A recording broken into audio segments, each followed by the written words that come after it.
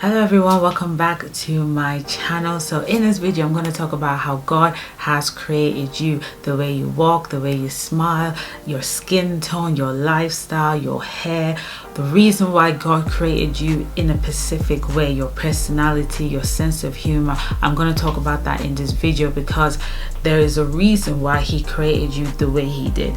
If you have a big nose, you have short hair, you got a sense of humor, you're someone who's shy, you're someone who's confident, you're someone who's bold, you're someone who's outgoing. There's a reason why he created you that way, and I'm going to talk about that in this video. So let's get straight into it. If you all notice, I'm looking down because I'm looking at the notes that I took.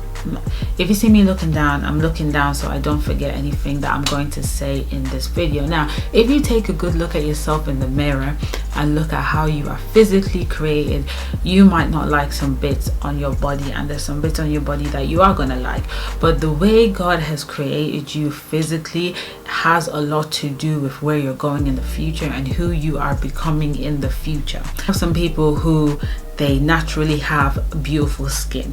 Now obviously everyone's skin is beautiful, it just depends on how you maintain it, but then there are some people their skin is 100% flawless, like completely flawless, and those kind of people, they use them for modeling in terms of, you know, medicines. Like if they're creating a tablet and the product designer needs like a particular face or a particular body on the package, these are the kind of people that they'll be looking for, people who naturally got flawless skin. There's some people, you know, in terms of teeth, their teeth are perfect. Now obviously it's up to you to make sure that your teeth is white and you clean your teeth, so on and so forth, but there's some people their teeth is perfectly sitting where they're supposed to sit. You know, some people, they've got teeth on top of another teeth, they've got teeth, you know, some sticking out, some too in, some up, some too down, but there's some people their teeth is perfectly aligned. All right, apart from the people who go to the dentist and get stuff done, there's some people their teeth just looks perfect and they use them for modeling, advertising, so on and so forth. Then we've got some people their body is naturally flexible. These kind of people, you see them dancing, you see them do different types of moves with their body because God has created their body to be flexible. People like me, I can't do that because that's not how God created me. My body is not like that. Then you've got people who are physically strong, they're physically tall. You know, if they were to slap you, like, you will feel the power in that slap. These kind of people, you'll see them in wrestling, boxing, like UFC, all them sports that requires power and aggressiveness and boldness. You'll see them in that category. So whenever you look at yourself in the mirror, don't be discouraged in how you look. You know, ask yourself, you know, why did God give me such and such, and what is it for? Do you know what I'm saying? Like when some people compare themselves, now I'm not like a huge Beyonce fan, but a lot of people like to compare themselves to Beyonce, right? And if you saw this homecoming, she did this homecoming concert anyway, and her moves were really, really good, but a lot of people they try to compare themselves to her, right? And you have to understand that her body is perfect for the moves that she's doing. All right, people like me cannot move or dance like Beyonce because first of all, I don't have long legs. So if I was to try to do it with my short legs and my big boobs, it's not going to look nice on me. The moves are not going to look nice on me. They're going to look nice on her because her figure fits perfectly well with the moves that she's doing. So never compare how you look to how somebody else looks, because both of you, your destination is different, your destiny is different, what the two of you are going to become is different. So you have to learn to accept yourself the way you are. There's some people who have really nice long natural hair, very beautiful long natural hair. It could be used for advertising, it could be used for selling products, and then there's some people they have to put in the extra work to make the hair look nice. Whichever way it goes, you should be happy with how you look, and remember that whichever way God has created you is because of where you're going. If I was to go back to the Bible, Goliath, in the Bible it says that Goliath has been a warrior since he was small. So he's been someone who is punching people, fighting people, bullying people. Why? Because he's born to be a warrior. He's born to be a fighter. And that's why whenever the Israelites were trying to bring him down, they couldn't bring him down because he was a huge man. I think the Bible said he was like 6'9" or something. Goliath was big. He was huge, right? Because his destiny is to become a fighter. His destiny is to become a warrior. So that's why God created him the way he created him. Moving on to lifestyle. Some people, you know, their childhood days were not really the best. Some people, their childhood days were really, really sad. Some people have been sexually abused. Some people have been molested. What other examples do I have here? Some people are coming from a poor background. Some people are coming from the rich background. Let me deal with the poor background. Unfortunately, it's not all of us that is going to come from a rich home. Some of us are going to come from a poor home. Just because you come from a poor home doesn't mean that you have less privilege, or how do I say it, like, or less advantage to some things. No. A lot of people who come from poor backgrounds, in the future, these kind of people end up inspiring people to become better and to become greater. Okay, so a lot of people, a lot of inspirational speakers right now, a lot of them, their childhood days, they were coming from a poor home. I can guarantee that 90% of them are coming from a poor background. Why? Because your lifestyle, the way God has created your lifestyle in your destiny, is going to help a few people, and you need to go through what these people have gone through in order to understand where they're coming from when they're talking to you. So if you're someone who's successful and a poor person asks you something, the only way you can relate to that poor person is if you have been coming from a poor background. That's why a lot of people, like for me, I'm coming from a religious background, right? So when I hear like a successful person who's not religious or who doesn't believe in God or whatever, one of the advice that they will give you is you have to work hard, you have to work hard, you have to work hard, right? But from my perspective, if someone had asked me what advice would I give to someone, I would say it's not all about working hard. Okay, it's not all about working hard, because your flesh does get tired. Sometimes you have to depend on God in order to elevate you, in order to promote you. Because why? I'm coming from a religious background, so I can only relate to those who are religious. I can't relate to those who don't believe in any God and they're coming from a poor background, if that makes sense. So a lot of people who are coming from rich homes, they don't become inspirational speakers because they haven't experienced poverty. They haven't gone through poverty. So they can't really inspire people. People can only admire them, but they can't be inspired by those kind of people. So if you're coming from a poor background, it's up to you to acquire the knowledge that you need in order to become great. It's up to you to pray about it. It's up to you to make sure that you're walking with God.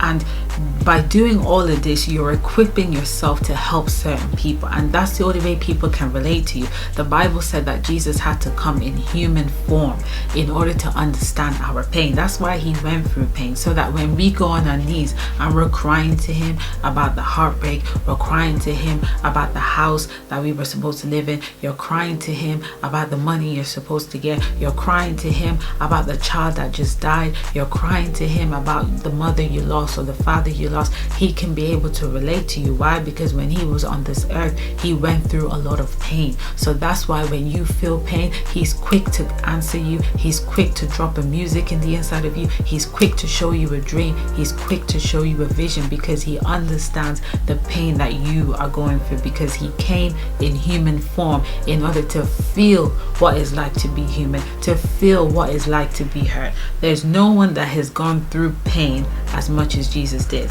To be able to be put on the cross, put a nail through your two hands, a nail through your feet, to be whipped like 40 times, no one has gone through that kind of pain. So that's why Jesus had to go through that. So you have to look at your lifestyle. Like there's this preacher called Joyce Meyer as well.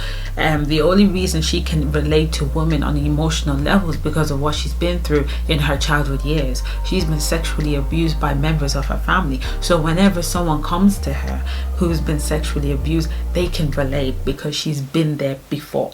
So your lifestyle, the way the way, like the house that God has put you into, whether it's a poor house, whether it's an abusive home, whatever type of house it is all part of destiny, in order to help certain people out there, in order to inspire certain people out there. I'm not saying that the rich can't inspire people, but people cannot really relate to people who are born in rich homes. Okay, that's the problem. People can only relate to people, to those who've been born in a poor home. If you've never been in a relationship and the first relationship you got into is the only one, you can't relate to people who've had a heartbreak. You can't relate to people who've suffered physical abuse in relationship. Only those who've been through that can talk about it. All right. Also, whatever you're going through, as from your childhood to your teenage years to your adulthood, is going to help you in the position that God wants to put you into. I'll give you an example. David in the Bible, he was the last born in his family. His father neglected him and put him in the wilderness to take care of the animals, right? Because he was born out of wedlock. So his family didn't treat him like family. They left him in the wilderness to look after the sheep, to look after the lions, the bears, and so on and so forth. Now, unknown to David that he was going to become a king at some point, he learned all the things that he needed to learn about kingship in the wilderness. Okay, he learned what it's like to look out for the people, because in the Bible he stated that when the bear was about to, was it the bear or the lion, was about to eat one of his sheep or whatever, he attacked it. So he had to learn what it was like to be a people's people in the wilderness with animals, first of all, before he can get to the kingship role. And when he got to the kingship role, he was able to tame some people, he was able to teach some people and equip some people, because his lifestyle, where he was coming from, which was the wilderness, from a neglected home, from a home where nobody cared about him, he had to take the courage up, he had to learn about God in the wilderness, eventually helped him in his kingship role. Now obviously there are some cons to it, because when you come from a home where people neglect you, you find it hard to communicate. Communication is very difficult, because you're coming from a place where people have neglected you, no one pays attention to you, nobody's listening to you. But the pros of it is it would help you in where you are going or where God wants to put you to. There's some people, since they were a kid, they are very bold in talking, very confident in talking, very confident in saying what they want, saying what they don't want. Maybe in the future, these kind of people are going to be, a speaker around the world. So you will see these things in them in their childhood. And then there's some people, they're very, very stubborn. There's some kids, they are so stubborn. But you need people like that in positions like presidential positions, because people like that, they're not easily moved by people's opinion. They're not easily moved by people's suggestion. They're not easily moved when people are mocking them. So be happy with the way God has created you. I know some people, as they were growing up, even myself included, there are some characters that are showing, and sometimes parents tend to shut it down, forgetting that character, that attitude is going to be needed in where you are going in the future. Do you know what I mean? Like if you are someone who's going to become a president, you need to be stubborn.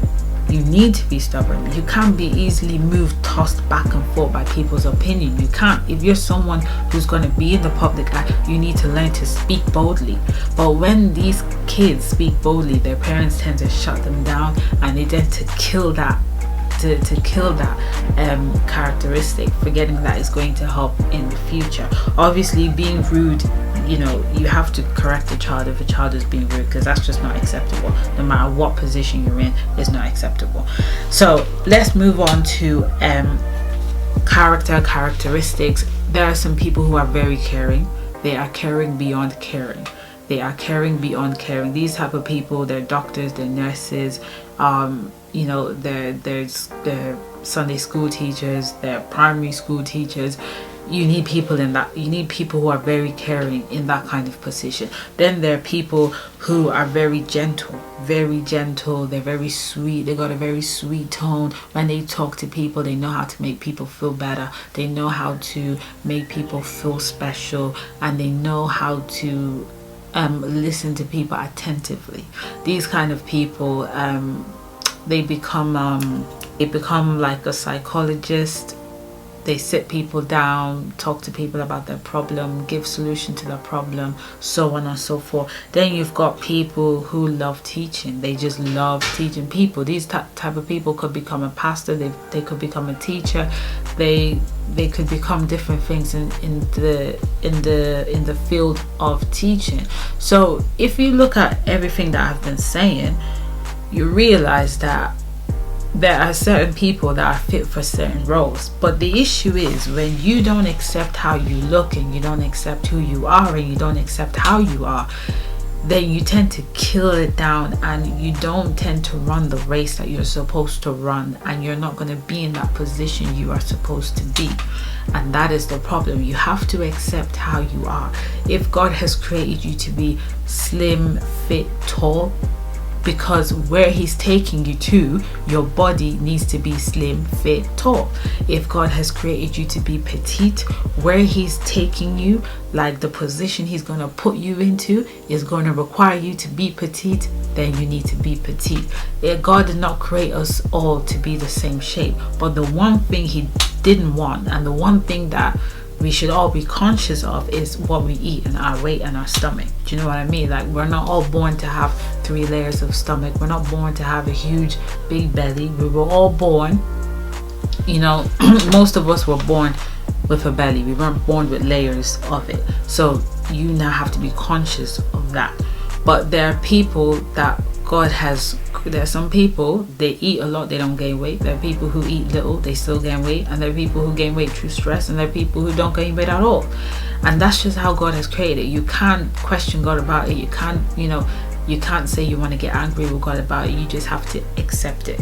But I just want you to understand that whatever way you are, you know, if you're someone who's gentle, you're someone who's meek, you're someone who's caring, it's because what God has in store for you, or where he's taking you to, or the position he's going to put you into, is going to require you to be like that.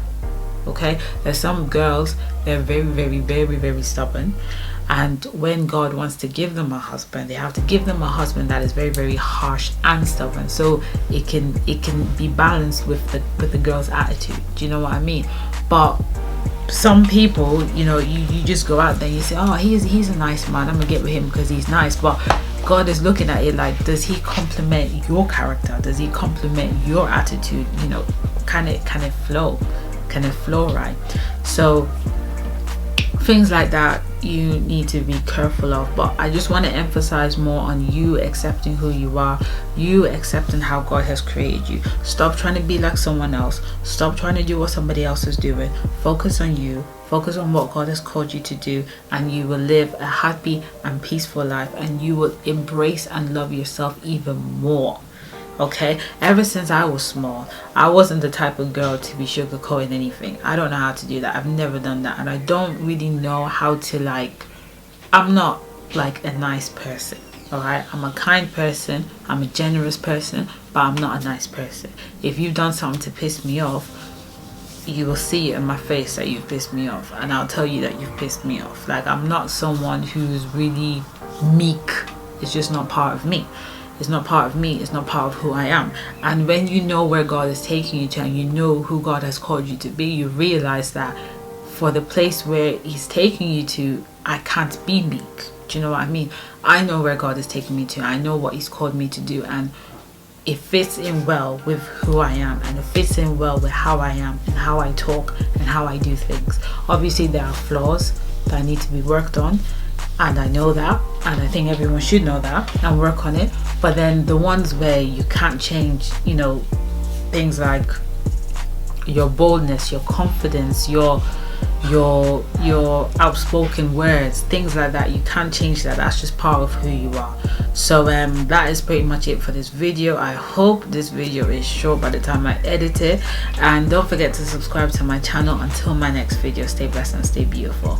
Bye.